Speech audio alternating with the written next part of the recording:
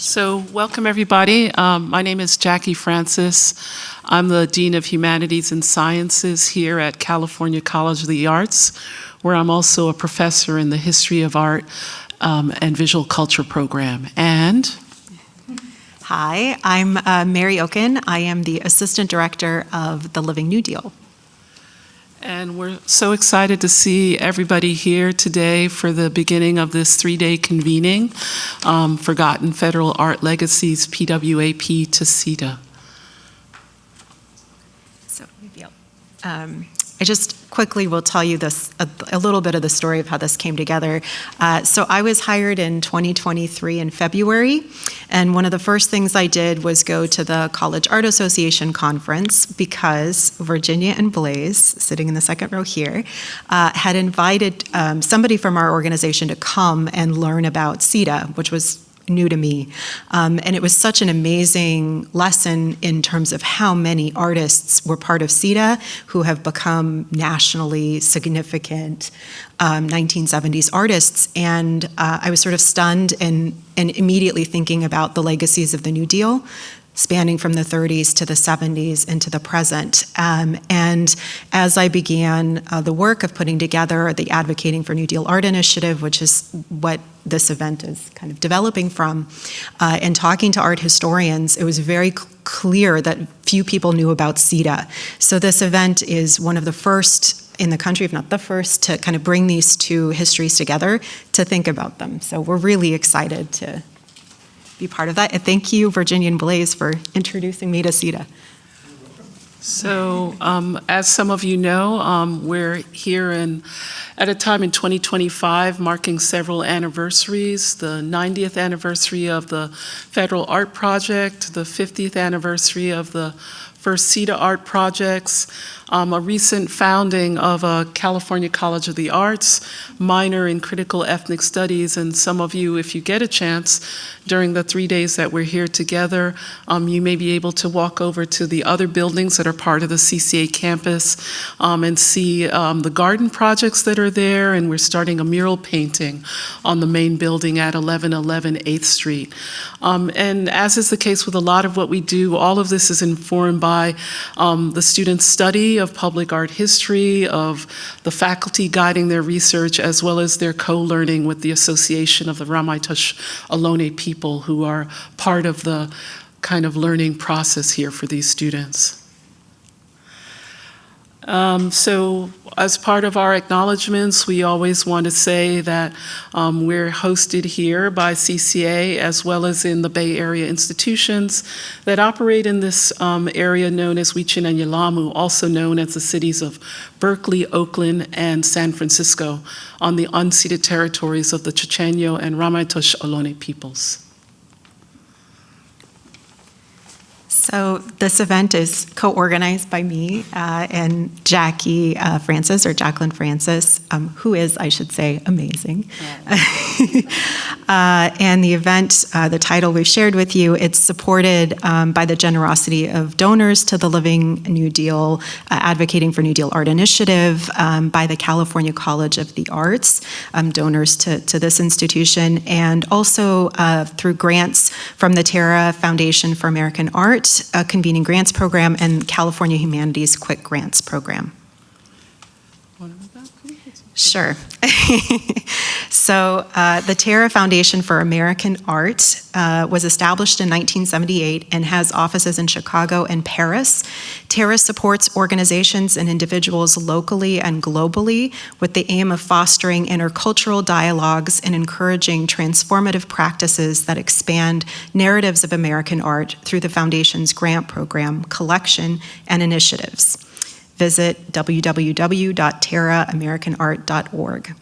We also thank California Humanities, a partner of the NEH. Visit www.calhum.org. Any views, findings, conclusions, or recommendations expressed in this convening do not necessarily represent those of California Humanities or the National Endowment for the Humanities. So we're just going to outline a little bit of what you have seen on the program about what we'll be doing for the next 3 days. We'll start out with a keynote lecture by our distinguished colleague, Erika Doss, who's visiting us here from the University of Texas at Dallas. And there's a reception with gelato to follow at 6 o'clock, so don't run away. On the second day, we'll start here again around 9:15. Come at 9 if you like. We'll have coffee and tea set up. Our colleagues Jody and Molly will be talking about their incredible plans for shows, exhibitions, scholarship around CETA and the cultural sector. We'll have lunch here. Please bring some more people. We have lunches for 40 people, and how many people do we have here? Like about 30-something. So bring 10 more people, whether you know them or not, to get a free lunch. There's still a free lunch in this world. We'll have a roundtable where Mary will talk about the New Deal Art Initiative that both Erika and I are part of, and then we'll head out. So one of the exciting features of this convening is a bus tour of 3 New Deal sites, which will happen tomorrow afternoon. Again, we've got space. Invite friends, let them know. The first tour stop is going to be Rincon Annex, post office, with wonderful murals. Gray Brecken, the founder of Living New Deal, will be giving that tour. We'll then go to the Maritime Museum, where there are murals by Sergeant Johnson, Sid Mohammed Diag, Mohammed Siani, and Hilaire, with a tour led by David Pelfrey, who's a National Park Service ranger who has a specialization in surrealism and gives a really incredible talk. And also John Bowles from the University of California, Chapel Hill, who is a specialist in Sergeant Johnson's work. John, we're so excited to have you here. And then we're going to George Washington High School, where there are really incredible works by Sergeant Johnson and Dewey Crumpler, as well as Victor Arnatoff. And John is going to lead that tour, along with Lope Yap, who's the George Washington High School Alumni Association Vice President. And then on Saturday, we'll start again here with the bus tour. That way you can park here. You don't have to worry about trying to park in the Mission on a Saturday morning. And we'll go over to Precita Eyes, where Susan Cervantes, who's the executive director, and her colleague Patricia Rose will do a walking tour of murals in that area. We'll come back here by 1. The bus will leave from the Mission around 12:30, and we'll have lunch, as well as we'll have opportunities to hear from John Kreidler, who started it off here with CETA, as well as Virginia and Blaze in conversation about the history and the legacy of the project. And then we'll have 2 panels in the afternoon. Radical Work, the Artivism of CETA, with artists Devorah Major, Dewey Crumpler, Bob Siang, and Nancy Hom, moderated by Makita Best from the Oakland Museum of California. And then Intangible Legacies of Public Art with Susan Cervantes, who's going to lead the tour in the morning, and also Redeza Jones and Gilda Posada, moderated by Deborah Cullinan from Stanford University. And then Jackie and I will give the closing remarks, kind of thinking all together about the lessons of our event. Yeah. And, you know, Mary and I, in talking about this, we hope that this event is without closing, that by the end of the day on Saturday that we've made new networks, made new colleagues in arms who are interested in thinking about public art, past and present, moving forward and into the future. And of course, we just want to give a shout out to our colleagues who are supporting us here. Chris, who greeted a lot of you at the door, Dan, who's doing our videography, and Suman as well. So it's not a 2-person show, but a many-person show. Go ahead and talk about those panels. So we're giving you kind of a preview for the whole convening. So Jody Weinberg, who's just arrived, and Molly Garfinkel will be talking to you about CETA tomorrow morning. Their talk is going to be really amazing in sharing the details of a traveling exhibition that they're putting together. Jody is a curator and the executive director of Artists Alliance Incorporated, which is a Lower East Side nonprofit dedicated to supporting the careers of emerging and under-recognized artists and curators through residencies in the LES studio program, exhibitions at Cuchafrito's Gallery and Project Space, and commission projects through Public Works. And Molly Garfinkel is the co-director of City Lore and the director of City Lore's Place Matters program. She leads initiatives related to cultural resource management, public history, exhibition curation, public education, historic preservation, and traditional arts presentation. So all the things that we also do and love at Living New Deal.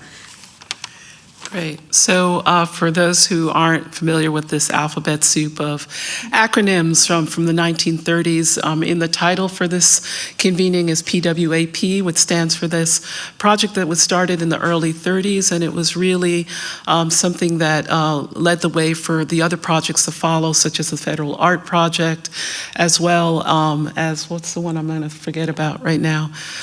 Treasury Department section of Fine Arts.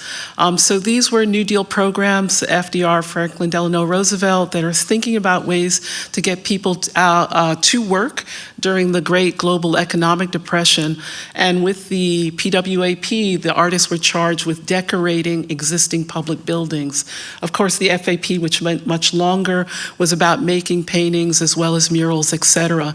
And the Treasury Department as well, not only having artists make work, but having artists exhibit their work. So for us, we're thinking about what's the connection between the 1930s and then what we see in the 1970s and what's possible for us here today. CETA? CETA, so the Comprehensive Employment and Training Act, CETA, you'll learn through this convening that it emerged from a San Francisco program in the sense that it was the idea to fund artists through CETA began in San Francisco, and this program and legislation enabled providing jobs and skill trainings during the U.S. recession in the early 1970s and into 1980 for lots of different kinds of workers, but it expanded to Los Angeles, Chicago, Philadelphia, Washington, D.C., New York, Atlanta, et cetera, to hire artists. And it was the first major effort to use federal funds to hire artists since the New Deal and the Great Depression. So, one great project coming out of the Living New Deal initiative is to think about how we can expand knowledge about that period of the 1930s, how we can really resource the archives that a lot of us use already, and the archivists, especially those before they retire, and how we can continue to encourage scholarship in that area. Can I just... And these are the amazing people who are advising the art initiative and the kinds of activities we're doing, including this convening. And that's Jody Patterson on the right, whose name got wrapped around. Anyway, without further ado, we want to make some space for our amazing keynote speaker, who's Erika Doss of the University of Texas, where she's the distinguished professor in the Edith O'Donnell Institute of Art History. Some of you know Erika's amazing publications, even just talking about some of them, like the first one, Benton, Pollock, and the Politics of Modernism, from realism to abstract expressionism, published in 1991, and which earned the Charles C. Eldridge Prize, just makes me kind of almost teary, because I remember reading it as a graduate student and thinking that's what writing about U.S. art history is and should be. Some of Erika's other publications are Spirit Poles and Flying Pigs, Public Art and Cultural Democracy in American Communities, 1995, Elvis Culture, Fans, Faith, and Image, 1999, looking at Life magazine, a publication that she edited in 2001, The Emotional Life of Contemporary Public Memorials Toward a Theory of Temporary Memorials, 2008, Memorial Mania, Public Feeling in America, 2010, and Monumental Troubles, Rethinking What Monuments Mean Today, which she edited. And lastly, Spiritual Moderns, 20th Century American Artists and Religion. See, Erika doesn't know what to do with her spare time. She's the recipient of several Fulbright Awards. She's also held fellowships at Stanford Humanities Center, Georgia O'Keeffe Museum Research Center, the Smithsonian Museum, American Art Museum, the Rockwell Center for American Visual Studies, and the Crystal Bridges Museum of American Art. And as you know, Erika's also part of the LND's ANDA board and chairs the Issues of Privatization and Preservation Working Group. So please welcome Erika Doss.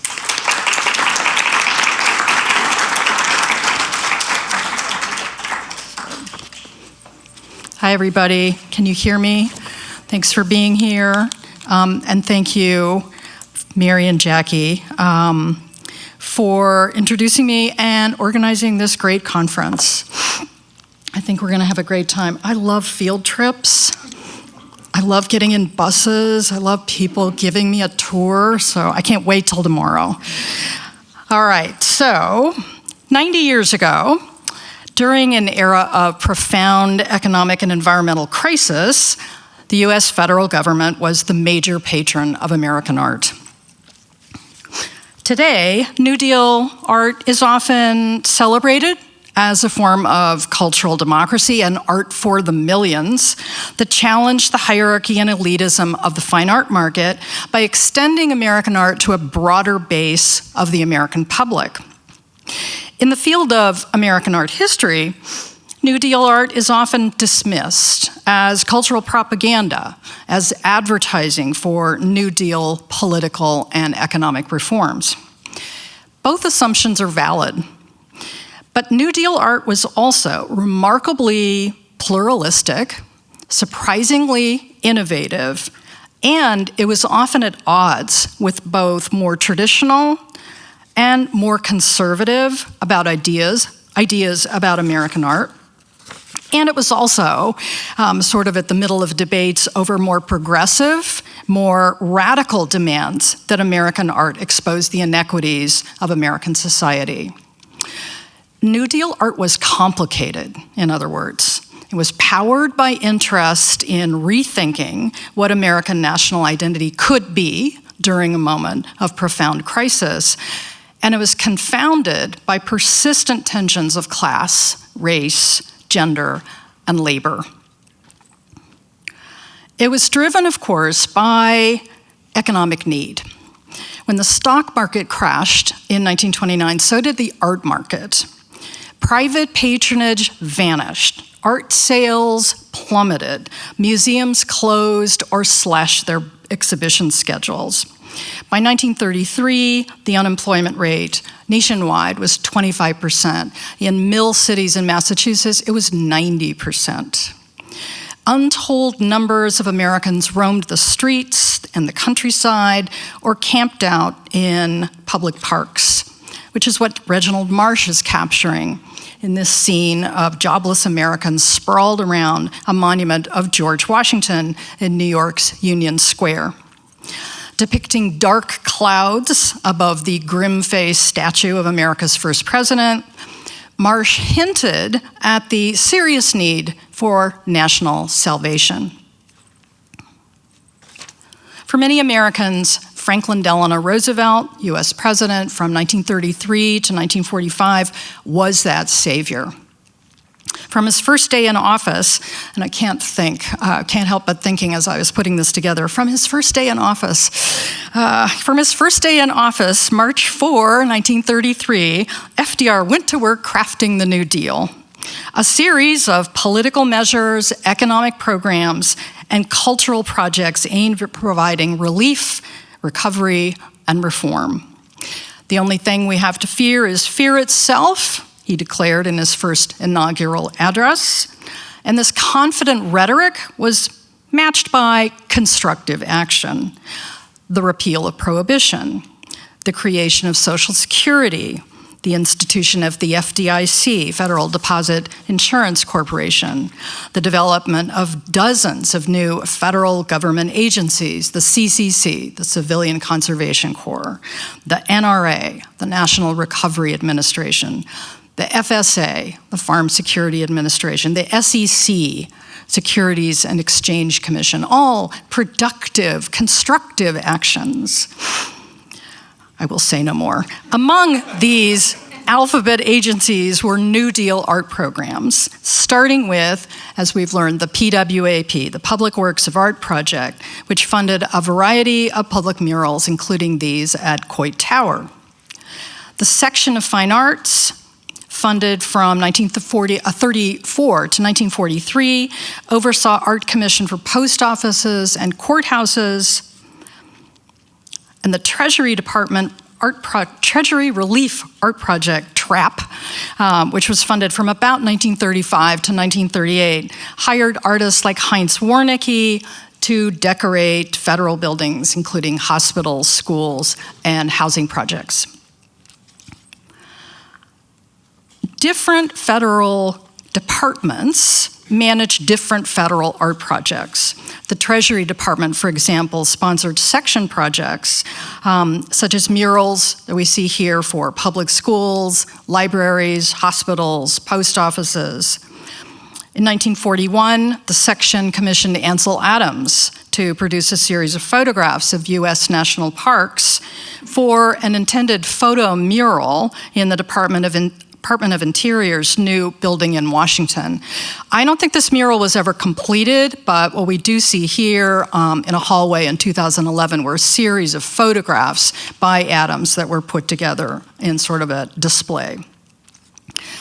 The Department of Agriculture managed the Farm Security Administration, which yielded iconic images from the Great Depression, photographs of the Dust Bowl by Arthur Rothstein, pictures of sharecroppers by Walker Evans, films depicting ecological devastation, like The Plow That Broke the Plains, directed by Per Lorentz, and photos that depicted displaced families, including Dorothea Lange's migrant mother. FSA photographers were hired to document the harsh realities of the Great Depression on instrumentalized terms. As Rothstein later remarked, it was our job to document the problems of the Depression so that we could justify the New Deal legislation that was designed to alleviate them.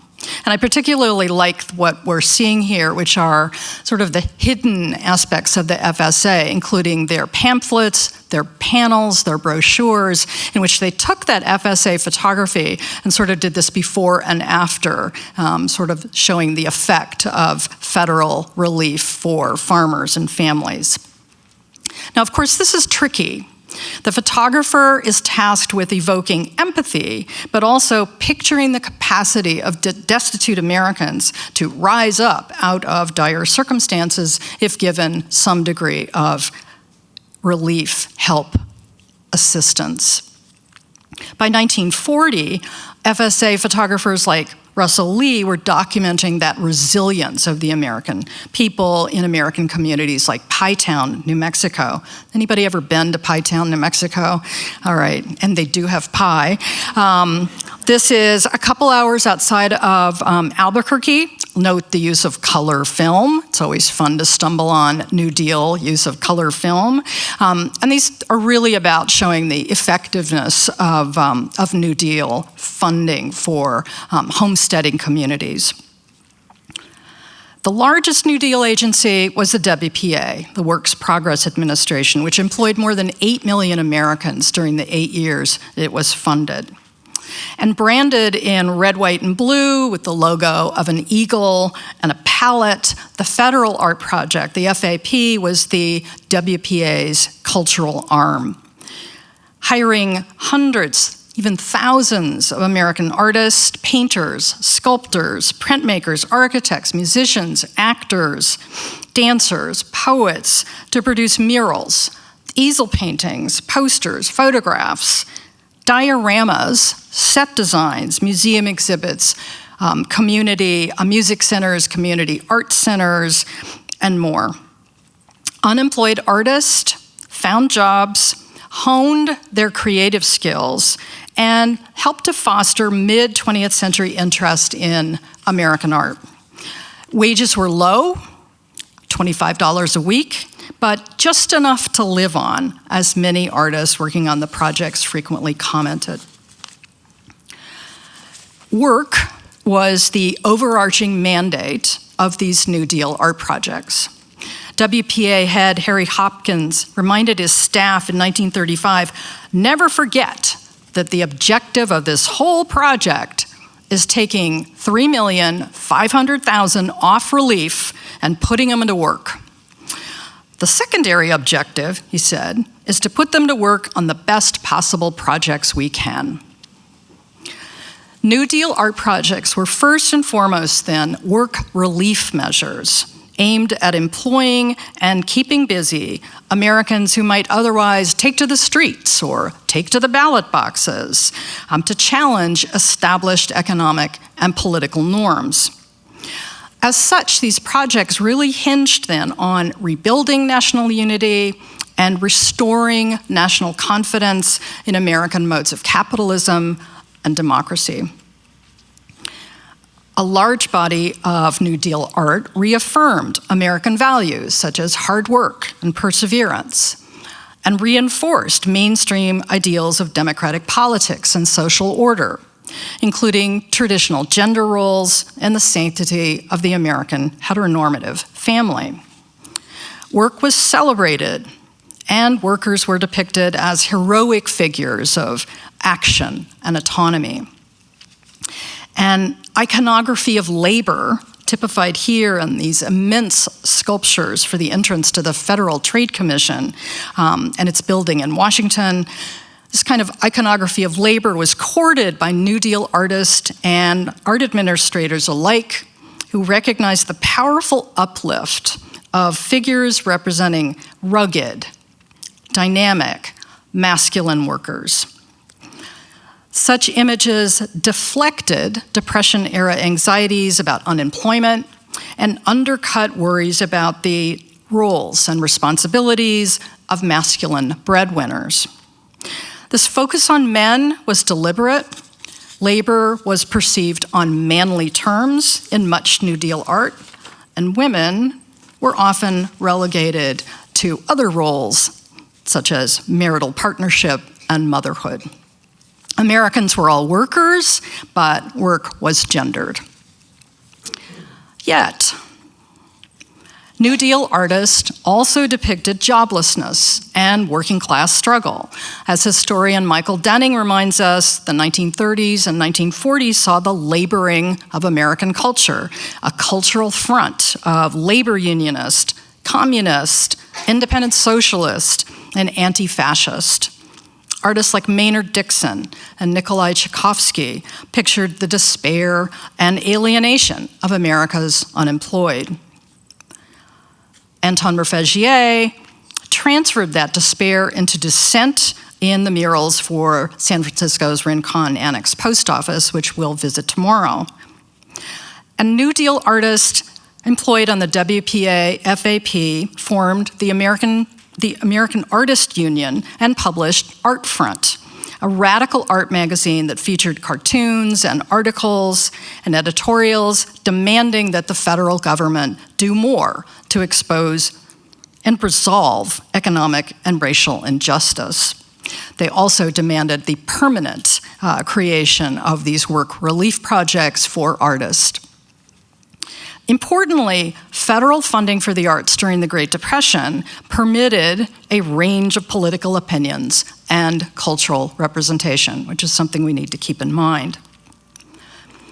In addition to providing work relief, federal funding for New Deal art was motivated by heightened awareness of the power of visual and material culture in the formation, the sustenance of American national identity. Interwar recognition of the affective power of visual culture isn't surprising. We see here a display of hundreds of different picture magazines at this Omaha newsstand in 1938. And in corporate public relations strategies like this billboard campaign, mounted by the National Association of Manufacturers in the middle of the 30s. Corporate advertising was well entrenched by the 1930s. They knew what they were doing. Similarly driven by the 20th century's visual turn, New Deal art helped legitimate the federal government as a servant of the people, while also directing understandings of modern American identity. And I think one of the best examples of this is Bial's posters that we see on the right, one of an entire series promoting the work of the Rural Electrification Administration. And I think it's important to recognize that in 1934, only 11% of US farms had electricity. I mean, just imagine operating farms without electricity. So the REA was incredibly important and also promoted electricity cooperatives, which still exist in some parts of the country, not in Texas. The amount of art generated by the New Deal is astounding. More than 3,300 public murals, 18,000 sculptures, 108,000 easel paintings, 250,000 prints, 175,000 photographs, 2 million posters. Their location today is scattered or unknown. When the projects were abruptly defunded in 1943, the art itself was largely abandoned. This is an example of a couple of different auctions that have occurred in the last couple of years in which New Deal art is shown and sold. Legally, New Deal art is managed and owned by the U.S. General Services Administration, which is charged, agency formed in 1949, with maintaining federally funded property. But much of it has disappeared or has been absorbed by private interest. In 2012, for example, this 22-foot redwood organ screen carved by Sergeant Johnson while working on the San Francisco PWAP was sold by the University of California, Berkeley for about $160. Today it is owned by the Huntington, a private art museum in San Marino, where it's appraised at well over $1 million. In addition to sponsoring art, music, theater, literature projects, the WPA also funded historic preservation programs aimed at saving and restoring U.S. records and U.S. places. Its Historical Records Survey collected, cataloged, and indexed federal, state, and local archives, many of them sort of decaying in dusty attics and damp basements. And this is one of my favorite photographs, the garage of the White House here on the left, which has all of these records from the U.S., used to be called Department of War. This is the garage from 1935. So the Historical Records Survey was put together for the larger purpose of, quote, research in the history of the United States. And historical preservation became a pressing sort of mandate during the New Deal, with the WPA, FAP, sponsoring hundreds of historic shrine restorations intended to, quote, reclaim the nation's history in physical form. Ironically, the inventory and preservation of the nation's New Deal art history was never considered. The WPA also sponsored classes for children, art classes for children, art classes for adults, and more than 100 different community art centers, such as this one in Harlem, directed by sculptor Augustus Savage. Another was the Walker Art Center in Minneapolis, funded with a $35,000 grant, sort of, from the WPA FAP. Here we see photos of live model art classes, mother-daughter sculptors, a school dance group. Public support for these public art, New Deal, community art centers was absolutely tremendous. More than 3,500 people showed up for the opening of the Walker Art Center in January 1940, despite minus 10-degree temperatures, which probably means nothing in Minneapolis, but is scary. And today, the Walker, which is still called the Walker Art Center, is one of the most visited modern art museums in the United States. Another major New Deal project was the Index of American Design, which was intended as a multi-volume encyclopedia illustrating American material culture from the colonial era to about 1900. About 400 commercial artists were hired to make meticulous renderings of objects ranging from sleds and drums and textiles to shaker wares. More than 18,000 watercolors were produced, which were displayed in museums and libraries. Here's the museum in Roswell, New Mexico, and in US department stores, such as Macy's. The goal of this project was to persuade modern American designers and consumers to use the national files of the Index of American Design for basic research, inspiration, and factual information, which they did. Here we see Frida Diamond appropriating shaker styles in her furniture designs for Herman Miller. Many other shoppers took advantage of Macy's advice, as we can see on the far right, and headed to the store's other floors to buy household goods that were inspired by the Index. Never completed, the 18,000 watercolors that were produced under the Index were filed in the National Gallery of Art in 1944. New Deal art projects were inclusive projects, opening the aesthetic playing field to a broader range of American artists and art styles. 1/3 of the artists employed on federal projects came from working class backgrounds. A 1935 survey showed that 41% of WPA artists were female.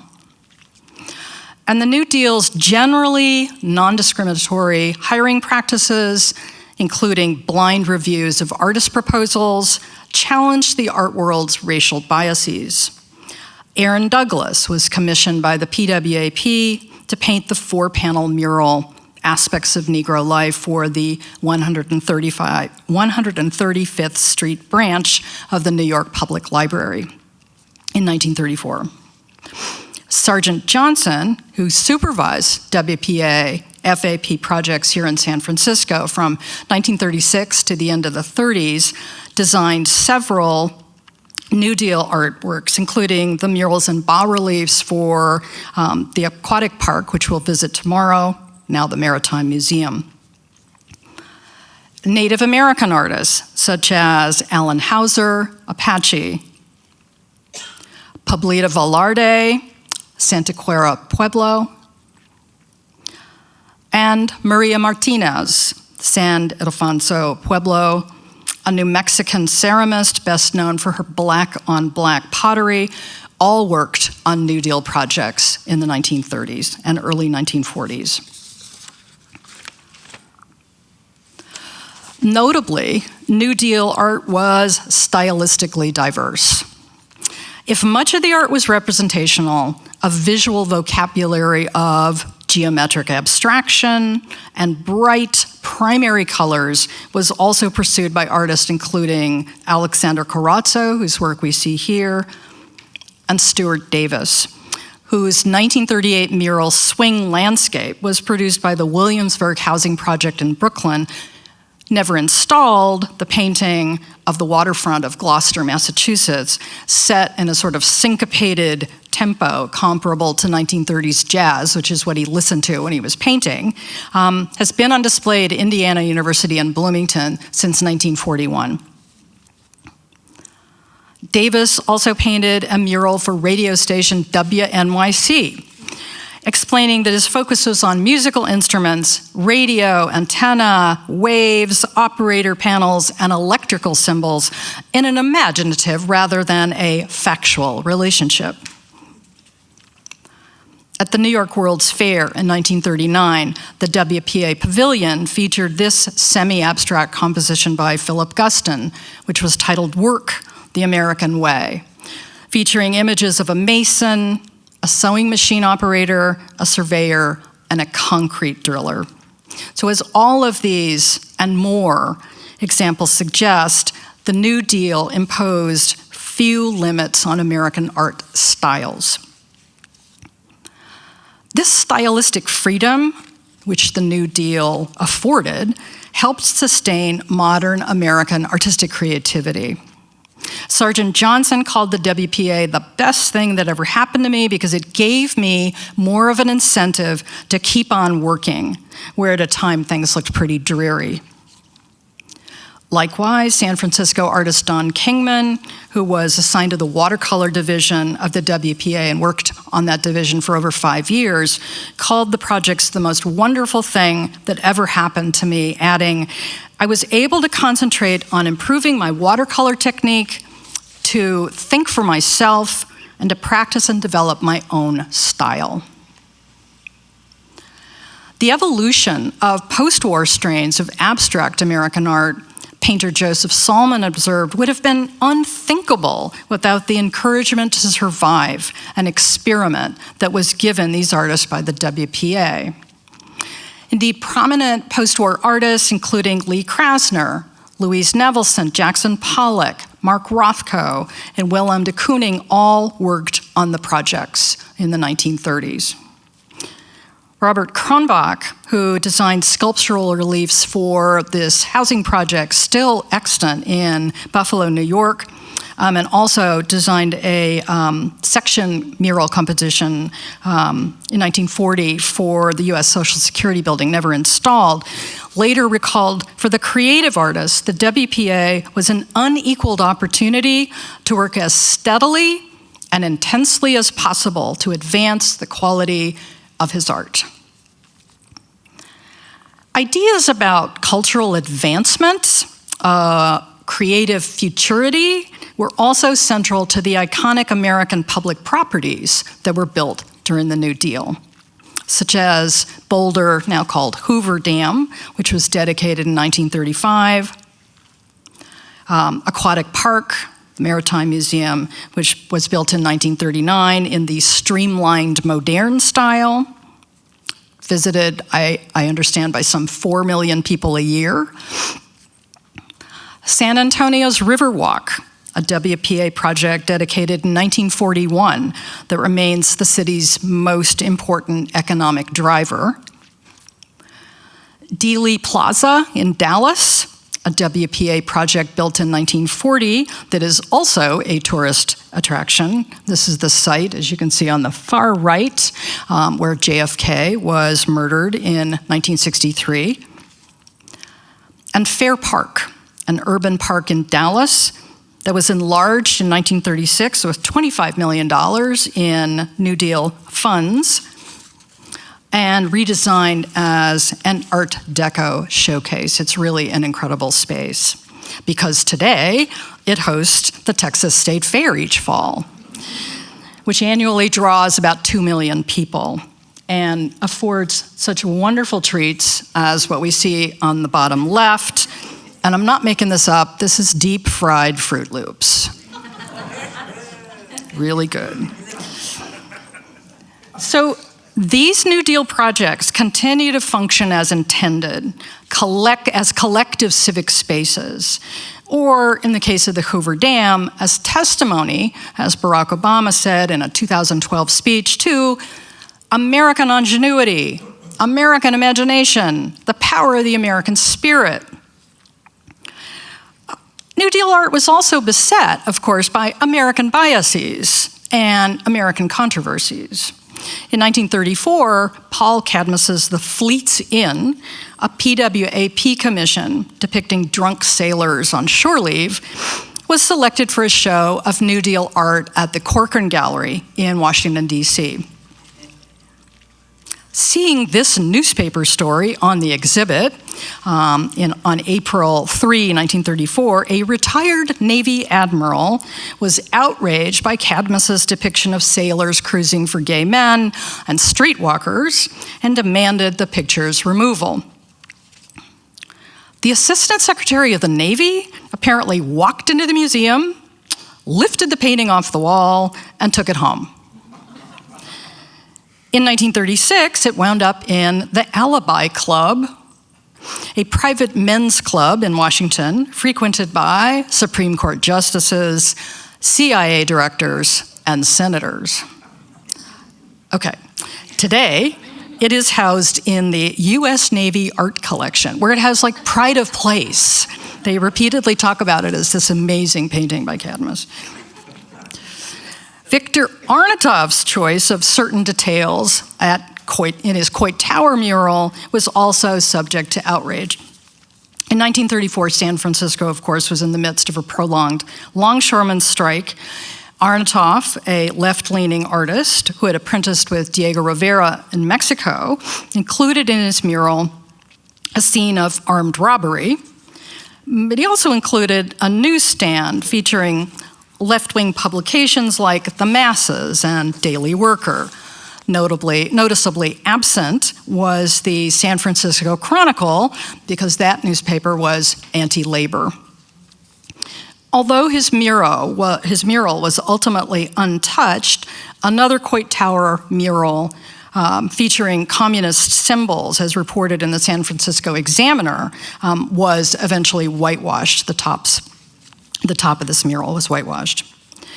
And I think the context of this is important. This all followed on the demolition in February 1934 of Diego Rivera's fresco Man at the Crossroads, which was painted for the lobby of 30 Rockefeller Plaza. When Rivera refused to delete a portrait of Lenin in the mural, his irate patron, Nelson Rockefeller, had the mural destroyed.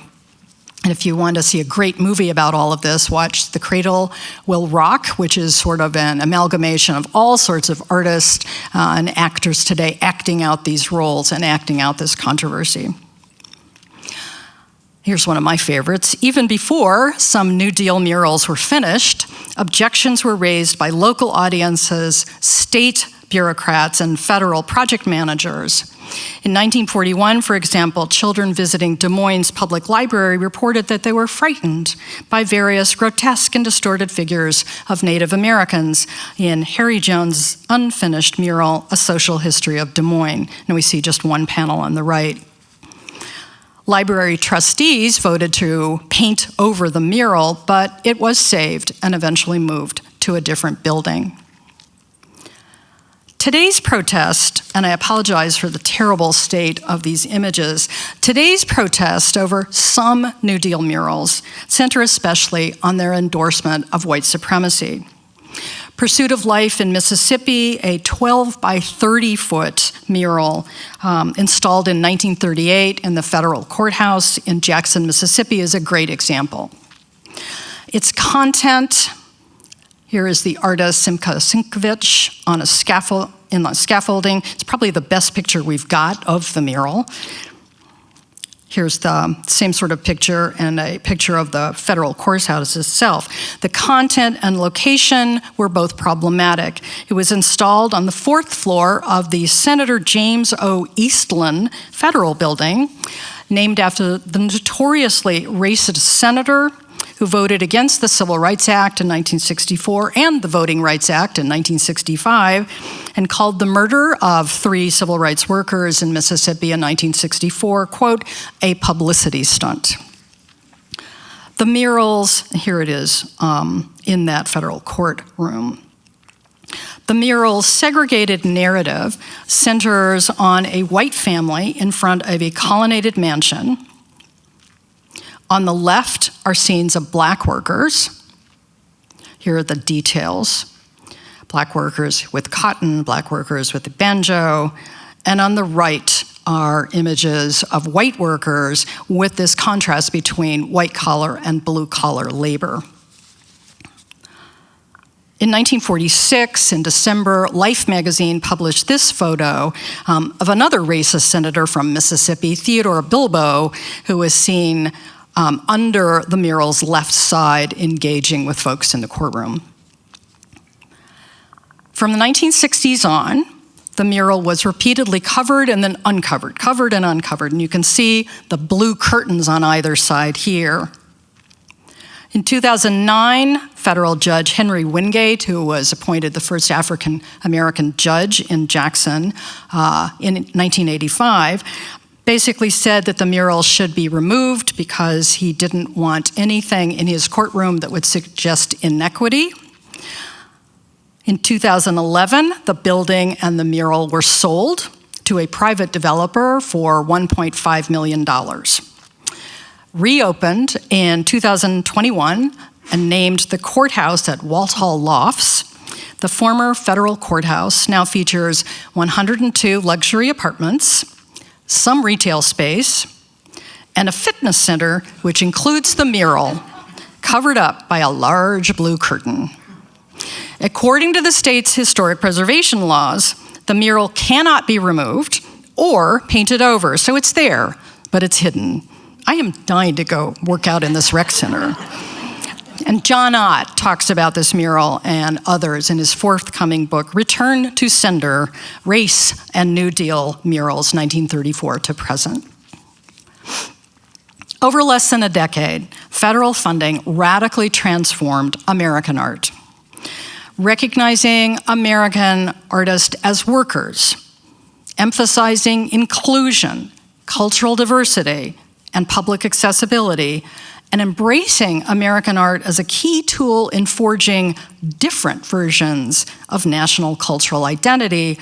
New Deal art was wildly successful in terms of its volume, its audience response, and its understanding of the futurity of American art.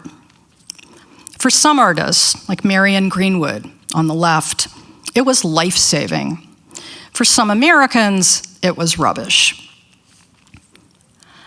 If largely abandoned and ignored, in America, and especially in American art history, many of the themes and strategies of federally funded art projects during the New Deal have been recovered and revised.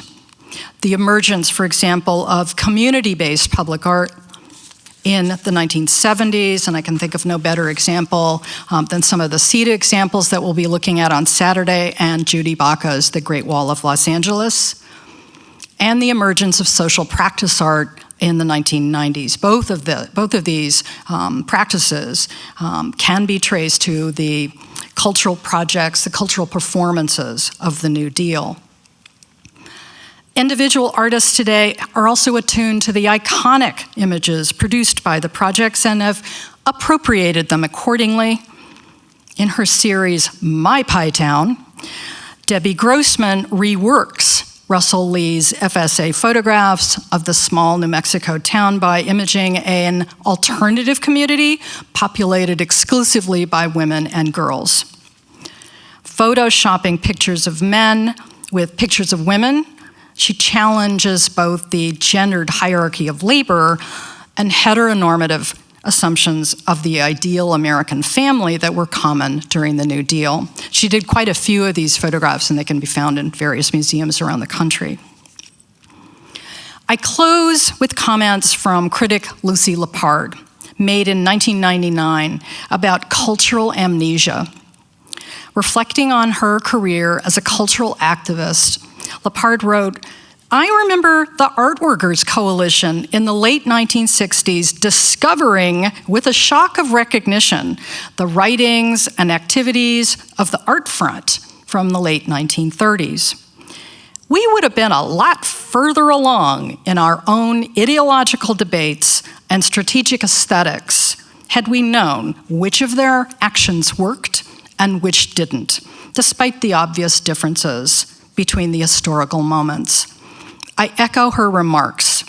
In our current moments of political, economic, and climate crisis, critically looking at what worked and what didn't work in New Deal art might help us imagine innovative ways of addressing these crises today. Thank you.